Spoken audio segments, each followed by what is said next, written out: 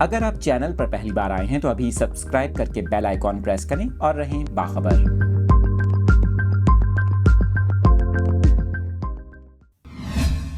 بات کریں کچھ کراچی کے موسم کی تازہ ترین صورتحال سے متعلق۔ میٹ آفس کی جانب سے شہر قائد میں سردی کی شدت کے حوالے سے اہم بیان جاری کیا گیا ہے۔ محکمہ موسمیات کا یہ کہنا ہے کوئٹہ کی یخبستہ ہواؤں نے کراچی کا رخ کر لیا، جس کی وجہ سے سردی کی شدت بڑھ گئی۔ محکمہ موسمیات کا یہ کہنا ہے کہ آئندہ 24 گھنٹوں کے دوران کراچی میں موسم سرد اور خشک رہے گا، جبکہ تیز ہوائیں چلنے کا امکان ہے اور آئندہ دنوں میں سردی کی شدت میں مزید اضافہ متوقع ہے۔